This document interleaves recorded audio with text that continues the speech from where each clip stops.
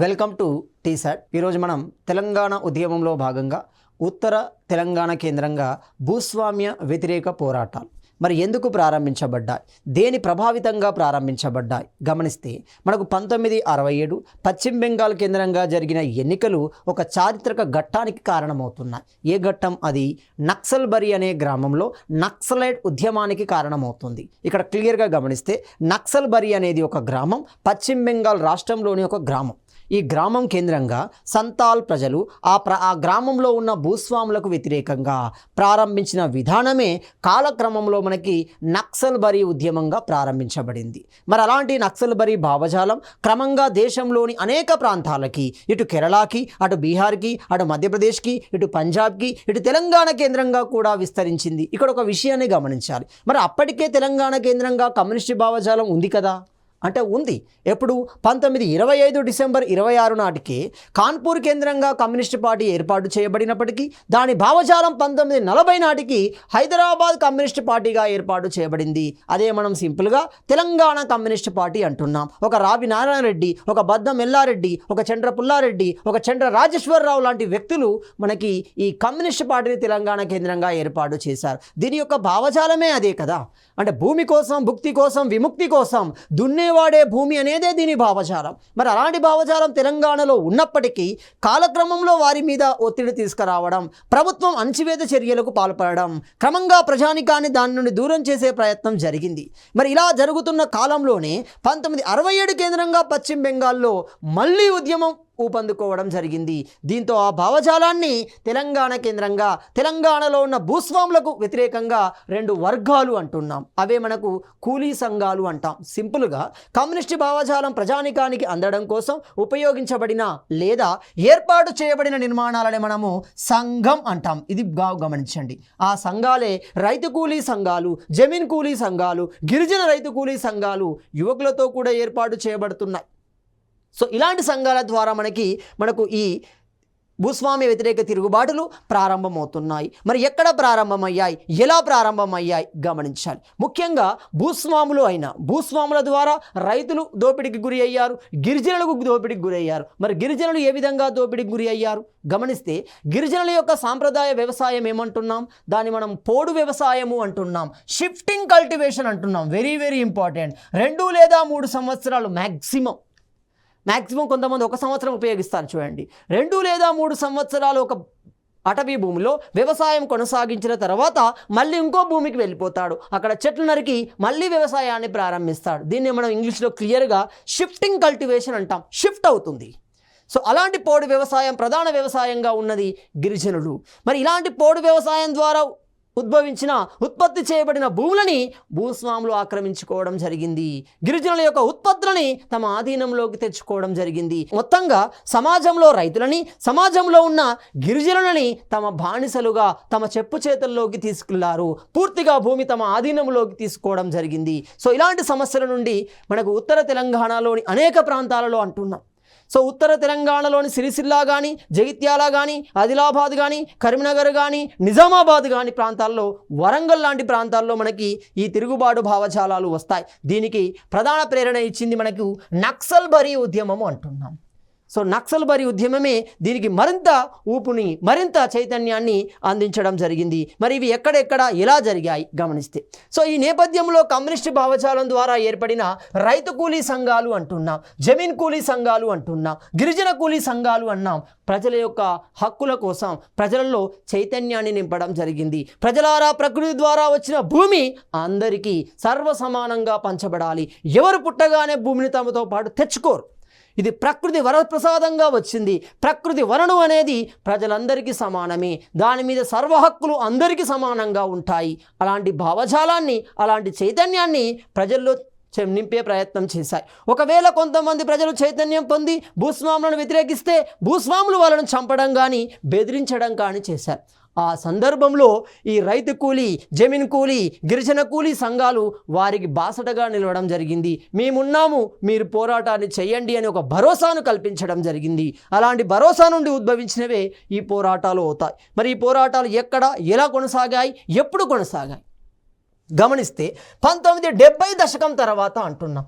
1970 దశకము అంటే 71 నుండి 80 మధ్య అని అర్థం.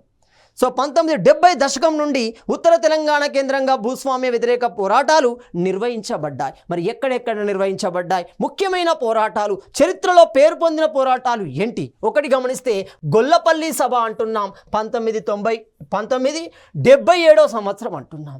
1977 ఆగస్టు నెలలో గొల్లపల్లి సభ అనేది నిర్వహించబడుతుంది. ఇది ఎగ్జామ్ ఓరియంటేషన్లో చాలా చాలా ఇంపార్టెంట్. క్రింది వాటిలో సరైన జతలు, క్రింది వాటిలో తప్పు జతలు, క్రింది వాటిని సరిగ్గా జతపరచండి, ఇలాంటి కోణంలో అడగవచ్చు. కాబట్టి క్లియర్గా గమనించండి.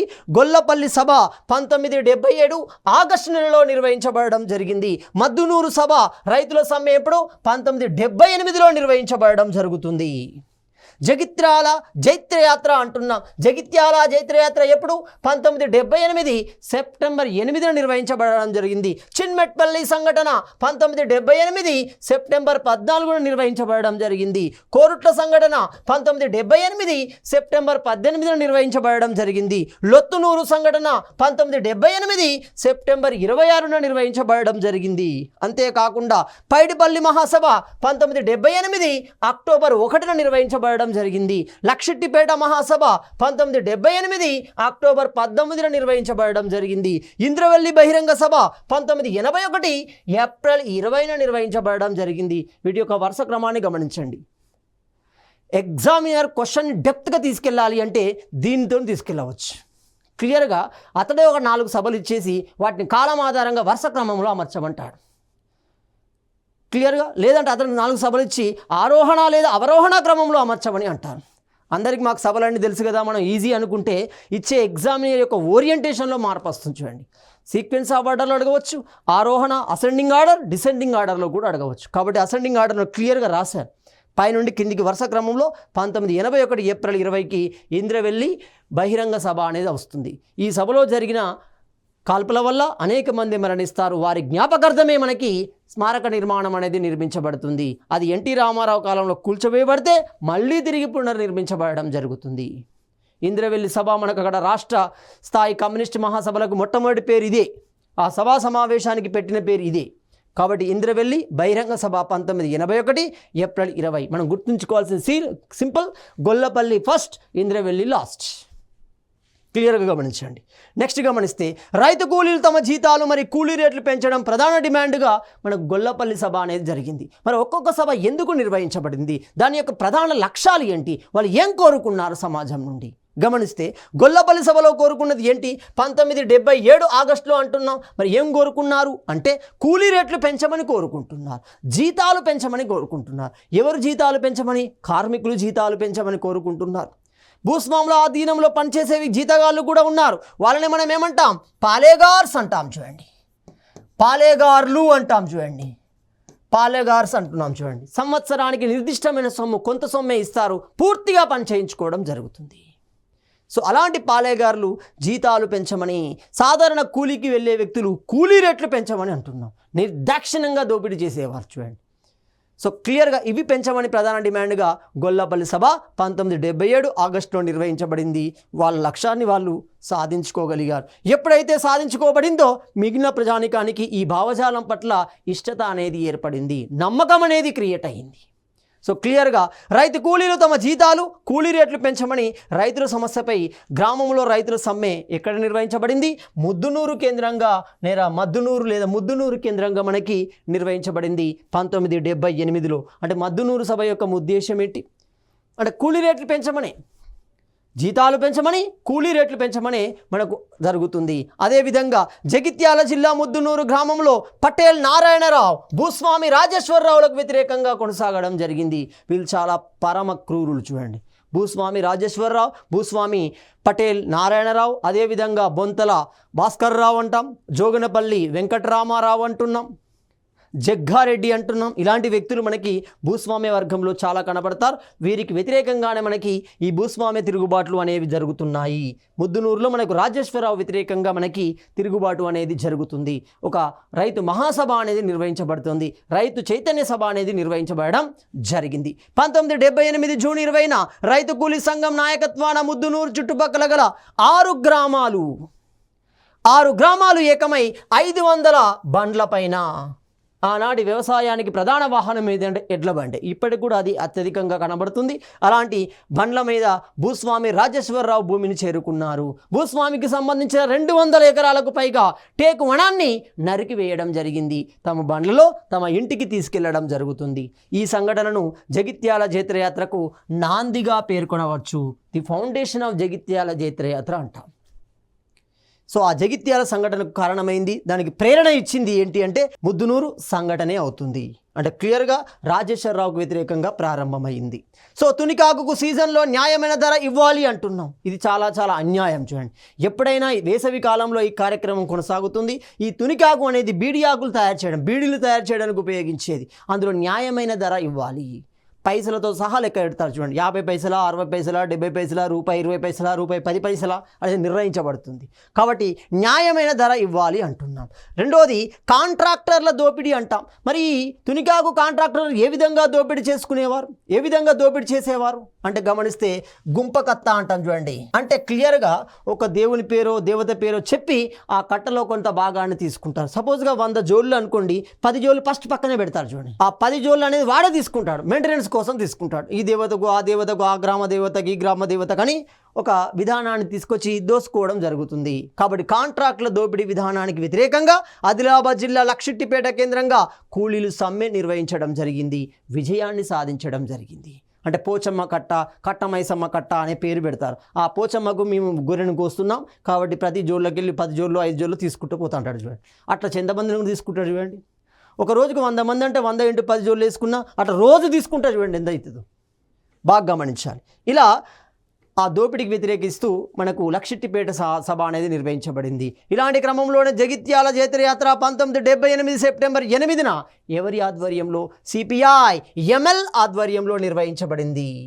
79కి అది పోతుంది. చూడండి, CPI ML Marxist and Leninist అంటాం. చూడండి, చార్ మజుందార్ ఆధ్వర్యంలో కానూన్ సన్యాల్ వంటి వ్యక్తుల సహకారంతో అది ఏర్పాటు చేయబడుతుంది. సో జగిత్యాల కేంద్రంగా బ్రహ్మాండమైన రైతు కూలి ప్రదర్శన జరిగింది. దీనికి దాదాపు ఎంతమంది 150 గ్రామాలకు చెందిన 30,000కు పైగా రైతులు హాజరు కావడం జరిగింది. ఒక గొప్ప చైతన్య యాత్ర అనేది జరిగింది. ప్రజానికంలో భూస్వాముల పట్ల ఉన్న వ్యతిరేకత అనేది ఈ సభ ద్వారా సమాజానికి అర్థమవుతుంది. ఇంతటి వ్యతిరేకత ఉందనే విషయాన్ని భూస్వాములు కూడా గుర్తించలేదు, అప్పుడు గుర్తించారు. అంటే మన పట్ల, మన విధానం పట్ల, మనం అనుసరించే విధానాల పట్ల ప్రజలలో ఇంతపాటి తిరుగుబాటు ఉంది అనే విషయాన్ని చాలామంది భూస్వాములు గ్రహించారు. కాబట్టి క్రమంగా చర్యలు తీసుకునే ప్రయత్నంలో ఉన్నారు. కొంతమంది ససేమిరా అన్నారు. ఇంకా దోపిడీ విధానానికి భయపెట్టించి, భయకంపితం చేసి, రౌడీలను ఉపయోగించి వాళ్ళ మీద దాడి చేసే ప్రయత్నం కొంతమంది చేశారు. అలా చేసిన వ్యక్తుల్లో మన బొంతపల్లి భాస్కర్రావు, జోగినపల్లి వెంకటరామారావు, జగ్గారెడ్డి లాంటి వ్యక్తులు మనం గమనించాలి. మనం గమనించవచ్చు. వాళ్ళకు వ్యతిరేకంగానే ఈ సభలు నిర్వహించబడతాయి. పోలీసులు అనేక అడ్డంకులు సృష్టించినప్పటికీ బ్రహ్మాండమైన సభ నిర్వహించబడింది. మనకు జగిత్యాల కేంద్రంగా దాదాపు 30,000 మంది. ఒక తీర్మానం కూడా చేయబడింది. ఆ తీర్మానం కేంద్రంగా దాదాపు 16 డిమాండ్లు ప్రజానికానికి అందించబడ్డాయి. అందులో మనకు క్లియర్గా దున్నేవాడికే భూమి, భూస్వాముల వద్ద ఉన్న భూమిని ఆక్రమించుకొని భూమి లేని పేదరికానికి అందించాలి, వ్యవసాయ విప్లవాన్ని సాధించాలి, భూస్వాముల ద్వారా సృష్టించబడిన సమస్యల పట్ల ప్రజల్లో చైతన్యం పొందించాలి, ఆ సమస్యల పరిష్కారాన్ని కనుగొనాలి, పంచాయతీల పేరుతో భూస్వాముల మీద దండుగలు విధించాలి. ఎందుకంటే భూస్వాములు ప్రజానికాన్ని దోపిడీ చేస్తున్నారు. ప్రభుత్వం పన్ను వసూలు చేయమన్నది ఒకటి, వీళ్ళు వసూలు చేసేది ఒకటి. లేవీ విధానం అంటాం. చూడండి, ఇంకా లేవీ విధానము అంటాం, నాగు వడ్డీ వ్యాపారం అంటాం. ఈ నాగు అనేది చక్రవడ్డీ, భూచక్రవడ్డీ, విష్ణు చక్రవడ్డీ పెరుగుతూనే ఉంటాంట. చూడండి, అది నాగు వడ్డీ వ్యాపారం, ఎక్కువ వడ్డీకి ఇవ్వడం. సో ఆ వడ్డీ కిందనే, ఆ వడ్డీ పేరు మీదనే సేవలు పొందడం జరుగుతుంది. అలాంటి సేవల్లో మనకు ఆడపాప విధానం దానికి ఇదికే వస్తుంది. చూడండి, ఆ వడ్డీ కట్టలేక అసలు అక్కడే ఉంటుంది, ఆ వడ్డీ పేరు మీదనే పని చేయించుకుంటారు. చూడండి, సో క్లియర్గా లేవీ విధానము అంటాం.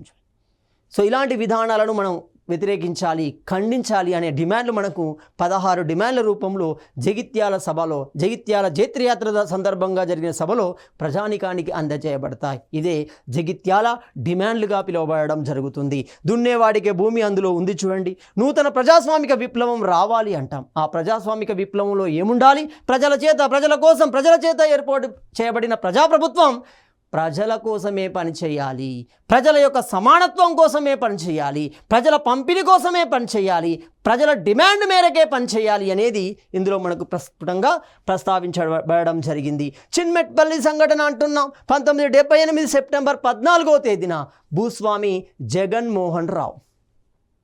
సో ఎంత దోపిడీ చేశాడు అంటే క్లియర్గా గమనిస్తే ఈ జగన్మోహన్ రావు దోపిడీకి వ్యతిరేకంగా రైతు కూలీ సంఘం ఆధ్వర్యంలో సభ అనేది నిర్వహించబడడం జరుగుతుంది. అంటే ఇప్పుడు క్లియర్గా గమనించాల్సింది ఏంటి, ఉత్తర భూస్వామ్య వ్యతిరేక తిరుగుబాటులు, రైతాంగ తిరుగుబాటులకు నాయకత్వం వహించింది ఈ సభలే, ఈ సంఘాలే అవుతాయి. సో ఈ రైతు కూలీ సభ అనేది నిర్వహించబడడం జరుగుతుంది. రైతు కూలీ సంఘం ఆధ్వర్యంలో సభ అనేది చిన్మెట్పల్లి కేంద్రంగా నిర్వహించబడింది. ఈ సందర్భంలో భూస్వామి అతని గుండాలు రైతులపై కాల్పులు జరిపారు. దాదాపు 20 మంది మరణించడం జరుగుతుంది. అంటే ఇది ఉద్రిక్త వాతావరణానికి దారితీస్తుంది. జగన్మోహన్ రావు అతని యొక్క అల్లుని మీద కూడా దాడి చేయడం జరుగుతుంది. భూములను ఆక్రమించుకుంటారు. ఆ భూములలో జొన్న పంటని, మొక్కజొన్న పంటలను వేయడం జరుగుతుంది. ఈ భూమి మాదే అనే నిర్ణయానికి పంచాయతీల పేరుగా అతని మీద దండుగలు కూడా విధించడం జరిగింది. ఇక్కడ ఒక విషయాన్ని గమనించండి. ప్రజలలో చైతన్యం రావడం ద్వారా అనేక గ్రామాలలో ఉన్న భూస్వాములు గ్రామాలను వదిలి వెళ్ళిపోవడం జరుగుతుంది. క్రమంగా మర్రి చెన్నారెడ్డి దగ్గరికి వస్తాడు. అప్పటికి ముఖ్యమంత్రి అతడే. ఆ ముఖ్యమంత్రిని కలవడం జరుగుతుంది. బాగా గమనించండి. నెక్స్ట్ గమనిస్తే కోరుట్ల సంఘటన 1978 సెప్టెంబర్ 18వ తేదీన అంటున్నాము. మెట్పల్లి కేంద్రంగా జరిగిన కాల్పులకు సంఘీభావం తెలియజేస్తూ సిపిఐ ఎంఎల్ రాడికల్ విద్యార్థి సంఘం అంటున్నాం. వెరీ వెరీ ఇంపార్టెంట్ క్యాంపెయిన్ కూడా నిర్వహించబడుతుంది. గ్రామాలకు తరలండి, గో బ్యాక్ టు విలేజ్ అంట. ఎందుకంటే అక్కడ గాంధీజీ చెప్పిన విషయం అంటే రాజ్యాంగంలో ఆర్టికల్ 40 చెప్పిన విషయం కూడా అది. గ్రామ పంచాయతీల ఏర్పాటు అంటాం.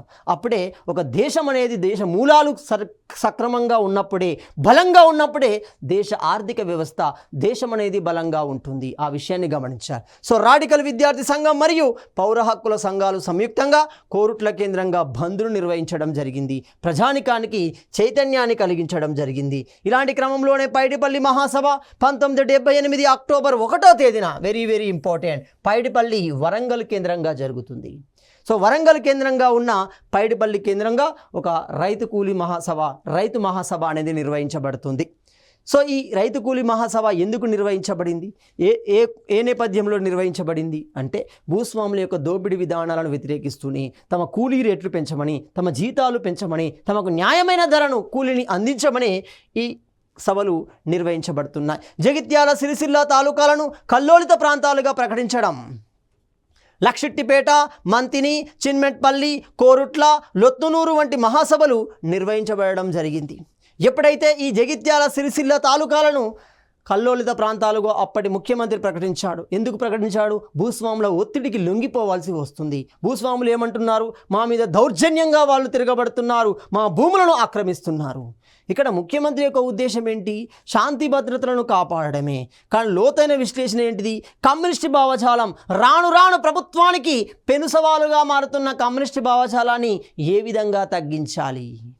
ఆ తగ్గించే క్రమంలో మనకు కల్లోలిత ప్రాంతాలుగా ప్రకటించి ప్రజానికాన్ని ఎవరైతే విప్లవ భావజాలం పట్ల ఆకర్షితులవుతున్నారో వారిని కంట్రోల్ చేసే క్రమంలో ఈ చర్యలు తీసుకున్నారు. చర్యలు తీసుకున్నప్పటికీ తగ్గుముఖం పట్టలేదు. లక్ష్మీపేట, మంతిని, చిన్మట్పల్లి కేంద్రంగా కూడా సభలు అనేవి నిర్వహించబడ్డాయి. ప్రజా చైతన్యాన్ని నింపడం జరుగుతుంది. సో 1978 అక్టోబర్ 20వ తేదీన మరి ఏం చేశారు? ఈ డేట్ ఇంపార్టెంట్ చూడండి. అంటే ఇప్పుడు 1978 అక్టోబర్ 20 అనేది చాలా చాలా ఇంపార్టెంట్ డేట్. ఏమవుతుంది? మొత్తంగా భూస్వాముల యొక్క విషయాలకు తలొగ్గడం జరుగుతుంది. దాదాపు 70కి పైగా భూస్వాములు వెళ్తారు. ఎవరి దగ్గరికి? మర్రి చెన్నారెడ్డి దగ్గరికి వెళ్తారు. మర్రి చెన్నారెడ్డి అప్పుడు ఉదాసీనత చూపించాడు, కమ్యూనిస్టుల పట్ల అంతగా ఫోకస్ చేయలేదు. కానీ భూస్వాములు అందరూ వెళ్ళి ఏం చేశారు? మమ్మలను నిర్దాక్షిణ్యంగా గ్రామాల నుండి బయటికి పంపిస్తున్నారు, మా భూములను గుంజుకుంటున్నారు, మాపై దౌర్జన్యాన్ని చేయడం జరుగుతుంది. ఇలాగే కొనసాగితే గ్రామాలు పూర్తిగా కమ్యూనిస్టుల ఆధీనంలోకి వస్తాయి, ప్రభుత్వానికి పెను ప్రమాదం అనేది ఉంది. లేనిపోని మాటలు చెప్పి మర్రి చెన్నారెడ్డిని ఒప్పించారు. సో మర్రి చెన్నారెడ్డి చేయలేక ఏం చేస్తాడు? క్లియర్గా 1978 అక్టోబర్ 20న సిరిసిల్ల మరియు జగిత్యాలను కల్లోలిత ప్రాంతాలుగా ప్రకటించాడు. అంటే పూర్తిగా పోలీసుల ప్రహారాలో ఆ ప్రాంతాలు ఉంచడం జరుగుతుంది. ఈ విషయాన్ని బాగా గమనించాలి. మీకు టీడీపీ ఏర్పడిన తర్వాత జరిగిన కార్యక్రమంలో మనకు అక్కడ వరంగల్ కేంద్రంగా జరిగిన వరంగల్ సభ కానీ, భువనగిరి కేంద్రంగా జరిగిన భువనగిరి సభ కానీ, సూర్యాపేట కేంద్రంగా జరిగిన సూర్యాపేట తెలంగాణ మహాసభ కానీ, ఈ సభా తీర్మానంలో ఈ అంశమే ఉంటుంది చూడండి. గ్రామాల నుండి పోలీస్ క్యాంపులను ఎత్తివేయండి అంటారు చూడండి. సో ఇలాంటి క్రమంలోనే ఇక్కడ స్టార్ట్ అవుతుంది. సో మర్రి చెన్నారెడ్డి కల్లోలిత ప్రాంతాలుగా ప్రకటించాడు. రైతు కూలీ సంఘం, పౌర హక్కుల సంఘాలను అణచివేసే ప్రయత్నం చేయడం జరిగింది. వీటి వల్లనే కదా ప్రజానికం కమ్యూనిస్ట్ భావజాలం పట్ల ఆకర్షితులవుతున్నారు. ఇక్కడ సంఘం అనే విషయం బాగా గమనించాలి. అంటే ఇక్కడ సంఘం అంటే ఏమవుతుంది? కమ్యూనిస్ట్ భావజాలాన్ని వ్యాప్తి చేసే ఒక సంస్థ. ఈ సంఘమే వివిధ రూపాలలో ఏర్పడుతుంది. ఇంద్రవెల్లి సంఘటన అంటున్నాం. చివరి సంఘటన చాలా ఇంపార్టెంట్ సంఘటన. చివరి సంఘటన గమనిస్తే ఆదిలాబాద్ జిల్లా ఇంద్రవెల్లి కేంద్రంగా 1981 ఏప్రిల్ 20వ తేదీన, ఇది ఇంపార్టెంట్, భారీ బహిరంగ సభను నిర్వహించడం జరిగింది. ఆ సభ మనకి చరిత్రలో ఇంద్రవెల్లి సంఘటన అంటున్నాం. ఆదిలాబాద్ అటవిక ప్రాంతాలలో నివసించే ఇలాంటి గమనిస్తే మనకి మొత్తం భారతదేశంలో 705 గిరిజన జాతులు ఉంటున్నాయి. ఇందులో 75 జాతులు పీవీటీజీ జాతులుగా లేదా పీటీజీ జాతులుగా గుర్తిస్తున్నారు. ప్రిమిటివ్ వల్నరబుల్ ట్రైబల్ గ్రూప్స్ అంట. పీటీజీ ఆర్ పీవీటీజీ జాతులుగా గుర్తించబడతారు. అంటే సింపుల్గా అసలే గిరిజనులు వెనుకబడిన వారు, సమాజంతో పోల్చుకుంటే వెనుకబడిన వారు, వాళ్ళలో వెనుకబడిన వర్గాలనే ప్రిమిటివ్ తెగలు అంటున్నాం. సో అలాంటి 75 ఉన్నాయి. ఇప్పుడు క్లియర్గా గమనించండి. మొత్తం 705లో తెలంగాణలో ఉన్న గిరిజన తెగలు ఎన్ని? 32కు పైగా ఉన్నాయి. 32 ఉన్నాయి. ఒక కోయ, ఒక చెంచు, ఒక పరధాన్, ఒక కోయ కొండరెడ్లు, అలాంటి 32 గిరిజన జాతులు తెలంగాణ కేంద్రంగానే, తెలంగాణ ఆటవిక కేంద్రంగానే ఉన్నాయి. ఒక ఆదిలాబాద్, ఒక నిజామాబాద్, ఒక వరంగల్, ఒక ఖమ్మం లాంటి ప్రాంతాలు తీసుకుంటే వీళ్ళు కనబడతారు. ఇక్కడ 75 అన్నాం. 75 అని ఉన్న 705లో వెనుకబడిన వర్గాలు అన్నాం. ఈ వెనుకబడిన వర్గాలలో తెలంగాణ కేంద్రంగా మళ్ళీ 4 ఉన్నాయి చూడండి. అంటే మొత్తంగా 32 ఉన్నప్పటికీ వెనుకబడిన తెగలు కూడా మనకు తెలంగాణ కేంద్రంగానే ఉన్నాయి. గమనిస్తే అలాంటి వాటిల్లో పరధాన్, కోలం, గోండు అంటాం. ఈ గిరిజన జాతులు ఎక్కడ నివసిస్తున్నాయి? ఉమ్మడి ఆదిలాబాద్లో నివసిస్తున్నాయి. ఇప్పుడు అది ఆదిలాబాద్, మంచిర్యాల్, కొమరం భీమ్గా మారిపోయింది చూడండి. అప్పుడు క్లియర్ గమనిస్తే ఉమ్మడి ఆదిలాబాద్ ప్రాంతంలో నివసించే ఈ వర్గాలు ఈ సమావేశాన్ని గొప్పగా నిర్వహించాయి. అంటే ఈ సమావేశం నిర్వహిస్తేనే, భూస్వాములకు వ్యతిరేకంగా నిర్వహిస్తేనే తమ భూమి పరాయీకరణకు గురి అవుతుంది. ఆ భూమిని రక్షించుకోగలుగుతాము, తమ సాంప్రదాయాలను రక్షించుకోగలుగుతాము, తమ వృత్తులను రక్షించుకోగలుగుతామనే ఒక నమ్మకానికి వచ్చారు. మొత్తంగా ఈ తెగలు ఈ సమావేశం నిర్వహించడానికి నిర్ణయం తీసుకోవడం జరుగుతుంది. మరి ఎలా నిర్వహిస్తున్నారు గమనిస్తే, ఈ సభను నిర్వహించకుండా 144 సెక్షన్ను విధించడం జరిగింది. 144 సెక్షన్ విధించి పూర్తిగా ఆ ప్రాంతాలని పోలీస్ ఆధీనంలోకి తెచ్చుకున్నారు. ఏది ఏమైనప్పటికీ దాన్ని దాటుతూ క్రమంగా ప్రజలు మొత్తం తండోపతండాలుగా ఈ గిరిజన వర్గాలు ఆ సమావేశానికి హాజరయ్యారు. ఆ సమావేశమే ఇంద్రవెల్లి కేంద్రంగా కనబడుతుంది. గమనించాలి. ఈ సందర్భంలోనే పిట్ట బొంగారం అంటాం, లేదా దీన్నే మనము పిట్ట బొంగారం అన్నాము చూడండి. ఈ పిట్ట బొంగారం అనేది గ్రామం పేరు. అంటే ఈ సమావేశానికి దగ్గరగా ఉండే గ్రామం. ఈ ప్రాంతం నుండి ప్రజలు వచ్చే ప్రయత్నం చేస్తారు. ఆ గ్రామం వద్ద జరిగిన ఘర్షణ ఎవరికి? ఇటు పోలీస్ వర్గాలకి, ఇటు గిరిజన వర్గాలకి, సామాన్య ప్రజానికానికి, ఈ 2 వర్గాలకు మధ్య జరిగాయి. అంటే ఇంకా సింపుల్గా గమనిస్తే సమావేశానికి ఎవరైతే వెళ్ళాలనుకున్నారో ఆ వర్గాలకి, పోలీస్ వర్గాలకి మధ్య ఘర్షణ వాతావరణం ఏర్పడుతుంది. ఒరిజినల్గా గమనిస్తే ఘర్షణ వాతావరణం క్రియేట్ చేసిందే పోలీసులు. ఎందుకంటే డిస్టర్బెన్స్ క్రియేట్ చేయాలి, సమావేశాన్ని ఆపాలి. సమావేశం ఆపకపోతే గిరిజనుల్లో సైతం కమ్యూనిస్ట్ భావజాలాలు ఏర్పడతాయి. ఇప్పటికీ భారతదేశానికి అత్యంత థ్రెట్ ఎక్కడ? ఛత్తీస్గఢ్ జిల్లాలో చూడండి. అంటే ఈ ఛత్తీస్గఢ్, మధ్యప్రదేశ్, తెలంగాణ ప్రాంతాలు బార్డర్లో గమనించండి, అత్యంత క్లిష్టంగా ఉంటుంది. దాన్ని ఇప్పటికీ కొట్టలేకపోతున్నారు చూడండి. భారత ప్రభుత్వం మొత్తంగా కలిసినప్పటికీ ఆ జోన్ని, ఆ తెగలతో కూడిన గిరిజన తెగతో కూడిన ఆ జోన్ని కొట్టలేకపోతున్నారు చూడండి. అత్యంత క్లిష్టమైంది. కాబట్టి ఈ గిరిజనలో ఈ భావజాలం వెళ్ళింది అంటే భారత ప్రభుత్వానికి ఇబ్బంది అనేది ఏర్పడుతుంది. కాబట్టి ఒక ఇష్యూని క్రియేట్ చేశారు. ఆ ఇష్యూ క్రియేట్ అయిన ప్రాంతం ఏంటిది? పిట్ట బొంగారం అంటాం. ఎంతమంది? 13 మంది మరణించగా 60కి పైగా మంది గాయపడడం జరిగింది. అది అనధికార లెక్క. అధికారిక లెక్కలు ఇంకా అధికారిక లెక్కలు అవి. అనధికారికంగా చాలా ఉంటాయి చూడండి. సరే, మొత్తంగా మనకు 13 మంది మరణించారు. ముఖ్యమంత్రి టంగుటూరి అంజయ్య ఇంద్రవెల్లి ఘటనలో మరణించిన వారి జ్ఞాపకార్థం ఒక స్తూపాన్ని నిర్మించడం జరిగింది. అదే మనకు చరిత్రలో ఇంద్రవెల్లి స్తూపంగా పేర్కొనడం జరిగింది. ఎప్పుడైతే ఎన్టీ రామారావు 1982లో టీడీపీ పార్టీ ఏర్పాటు చేయబడింది, ఆ టీడీపీ పార్టీ ఏర్పాటు చేయడంలో ఉపయోగించిన నినాదాన్ని గనుక గమనిస్తే నక్సలైట్లే నిజమైన దేశభక్తులు అన్నారు. అలాంటి నక్సలైట్లనే అణచివేసే ప్రయత్నం చేశాడు ఎన్టీ రామారావు. వారి యొక్క రూపాలని, వారి యొక్క స్మారక నిర్మాణాలని, వారి యొక్క రూపాంతరాలని వాటిని నాశనం చేసే ప్రయత్నంలో ఇంద్రవెల్లి స్తూపాన్ని కూల్చివేయడం జరిగింది. ఎప్పుడు?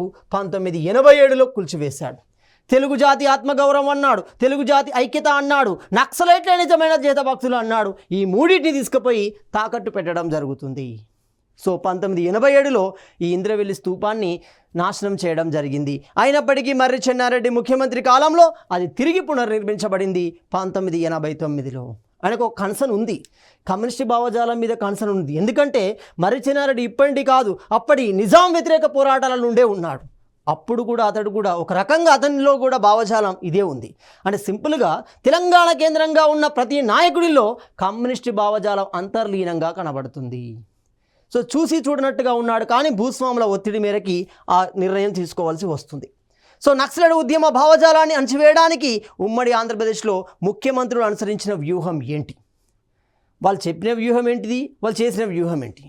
రావడానికి, ఎన్నికల్లో గెలవడానికి అసలు నక్సలైట్లే నిజమైన దేశభక్తులు, వాళ్ళలోనే నిజమైన జాతీయత ఉంది అని చెప్పారు. తద్వారా ఓట్లను పొందే ప్రయత్నం చేశారు. ఎప్పుడైతే గెలిచారో రివర్స్ వ్యూహాలను అనుసరించారు. అలాంటి వ్యూహాలలో జలగం వెంగళరావు అంటాం.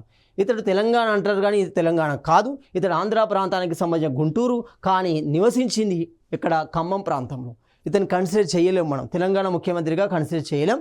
ఒక మర్రి చెన్నారెడ్డిని, ఒక టంగుటూరి అంజయ్యని, ఒక పివి నరసింహారావుని మాత్రమే కన్సిడర్ చేస్తాం. క్లియర్ గమనిస్తే అలాంటి Jalagam Vengal Rao carrot and stick మెథడ్ను ఉపయోగించాడు. ఏంటి ఈ క్యారెట్ అండ్ స్టిక్? స్టిక్ అంటే కర్ర కొట్టడమే.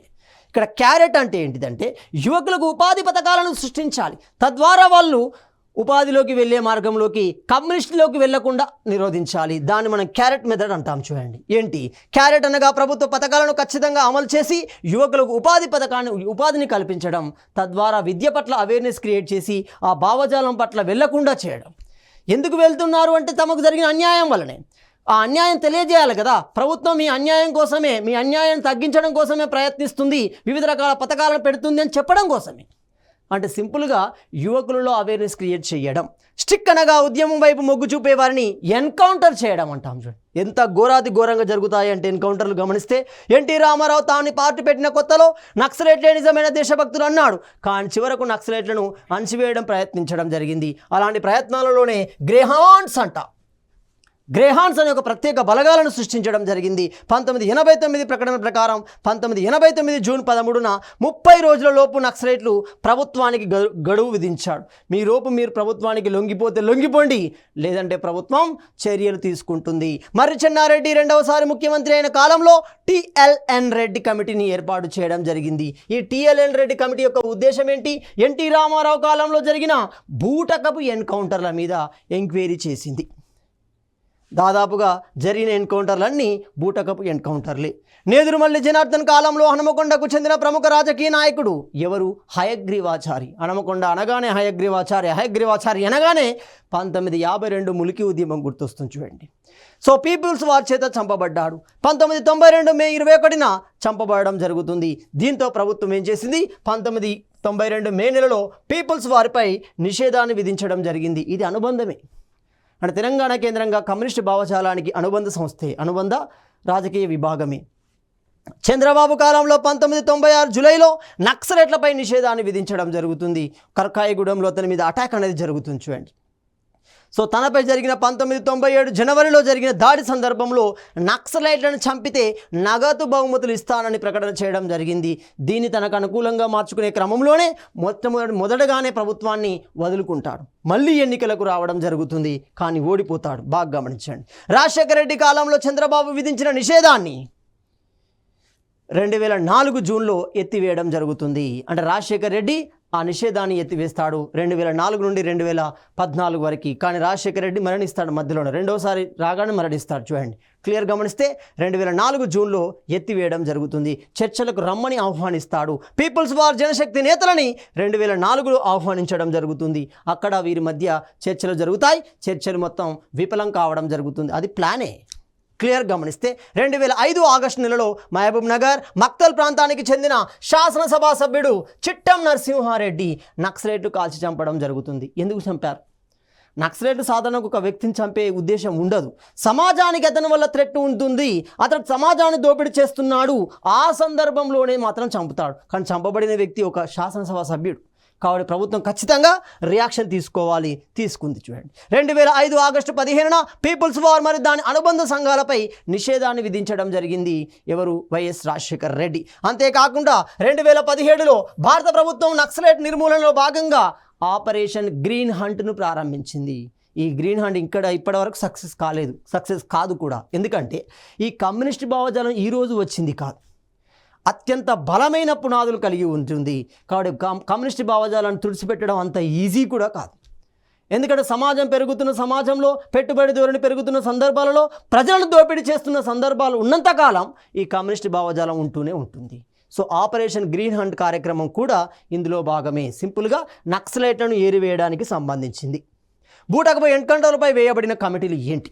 తార్కుండే కమిటీ అంటున్నాం. 1977 ఏప్రిల్లో 5 సభ్యులతో ఏర్పాటు చేయడం జరిగింది. ఏర్పాటు చేయబడిన ఈ కమిటీ 77 మేలో ఇవ్వడం జరిగింది. ఆ విషయం అందరికీ తెలిసిన విషయమే. జరిగిన ఎన్కౌంటర్లన్నీ బూటకపు ఎన్కౌంటర్లే. స్టిక్ మెథడ్లో జరిగినవన్నీ బూటకపు ఎన్కౌంటర్లే. దీని ప్రకారం ఎమర్జెన్సీ కాలంలో 77 మంది కమ్యూనిస్టులు నియామకాలకు వ్యతిరేకంగా చంపబడడం జరిగింది. అది తార్కుండే కమిటీ. ఇది భార్గవ కమిటీ 1977 జూన్లో ఏర్పాటు చేయబడింది. నివేదిక జూలైలో ఇవ్వడం జరిగింది. దీని ప్రకారం 1968 నుండి 77 మధ్య 205 నక్సలైట్ నియామకాలకు వ్యతిరేకంగా చంపబడడం జరిగింది. ఒక రూల్స్ అండ్ రెగ్యులేషన్స్ ఉంటాయి. ఒక వ్యక్తిని అంత ఈజీగా చంపకూడదు. ప్రభుత్వానికి లొంగిపోతాడా, అతని నుండి సమాచారం తీసుకొని అతన్ని జనజీవన స్రవంతిలో కలపాలి తప్ప చంపకూడదు. చంపే హక్కు ఎవరికి ఉండదు. ఆ నియమాలు దాటి చంపారు వాళ్ళని.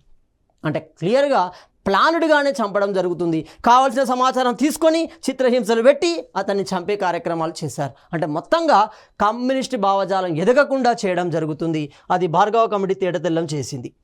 ప్రముఖ నక్సలైట్ నాయకులు గమనిస్తే దేవులపల్లి వెంకటేశ్వర్లు భారత జనతా ప్రజాతంత్ర విప్లవం అనే గ్రంథాన్ని రాశాడు. తరిమల నాగిరెడ్డి తాకట్టులో భారతదేశం అనే గ్రంథాన్ని రాయడం జరుగుతుంది. ఈ గ్రంథాలు కమ్యూనిస్ట్ భావజాలం యొక్క ఉద్దేశాలు, అవి విస్తరించబడిన తీరును ప్రముఖంగా వివరించడం జరుగుతుంది. కూర రాజన్న జనశక్తి ఏర్పాటులో క్రియాశీలకంగా వ్యవహరించాడు. తెలంగాణ కేంద్రంగా Maoist party, People's War, Jana Sangh, జనశక్తులు అనేవి అనుబంధ సంస్థలుగా ఉంటాయి. అలాంటి జనశక్తిలో కూర రాజన్న క్రియాశీలకంగా సహ వ్యవస్థాపకుడుగా ఉండడం జరిగింది.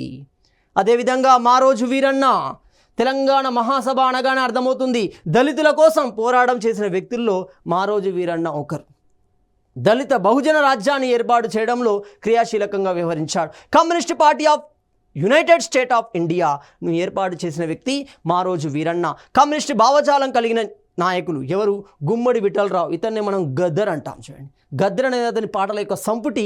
దాని పేరు మీద అతనికి గద్దర్ అనేది రావడం జరిగింది. ఒరిజినల్ పేరు గమనిస్తే గుమ్మడి విఠలరావు అవుతున్నాడు. బి నరసింహారావులు కలిసి హైదరాబాద్ ఆర్ట్ లవర్ అసోసియేషన్ ఏర్పాటు చేశారు. అదే చరిత్రలో కళా ప్రేమికుల సంఘంగా పిలువబడుతుంది. 1970 నాటికి ఇది ఏర్పాటు చేయబడింది.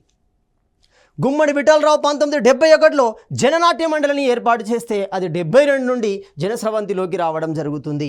అదేవిధంగా సెంట్రల్ ఆర్గనైజేషన్ కమిటీకి అనుబంధ సంఘంగా మారింది. దేవులపల్లి వెంకటేశ్వరరావు, తరిమల నాగిరెడ్డిలు కలిసి నవోదయ సాహితీ సాంస్కృతిక సంస్థని 1972లో ఏర్పాటు చేశారు. ఇలా ఒక్కొక్క తెలంగాణకు సంబంధించిన, భారతదేశానికి సంబంధించిన నాయకులు కమ్యూనిస్టు భావజాలాన్ని వ్యాప్తి చేయడమే కాకుండా ప్రజానికానికి అందించే ప్రయత్నం చేశారు. ఇలాంటి క్రమంలోనే రాజకీయ శిక్షణా తరగతులు నిర్వహించబడ్డాయి. ప్రజలు అనేక సమస్యల నుండి బయటికి రావడం జరిగింది. ఏర్పడిన ప్రభుత్వాలు భూ సంస్కరణను చేపట్టాయి, సమవేతన చట్టాలను తీసుకొచ్చాయి, కార్మిక చట్టాలను తీసుకొచ్చాయి, ప్రజల పట్ల ఆలోచించే ధోరణిలోకి వెళ్ళడం జరిగింది. ఇదంతా మనకి ఎవరి వల్ల? కమ్యూనిస్ట్ భావజాలం వల్ల. కమ్యూనిస్ట్ భావజాలం చేపట్టిన చర్య వల్ల ఫలితం అనేది గమనించవచ్చు. తదుపరి అంశాన్ని మనము తదుపరి వీడియోలో చర్చించుకుందాం.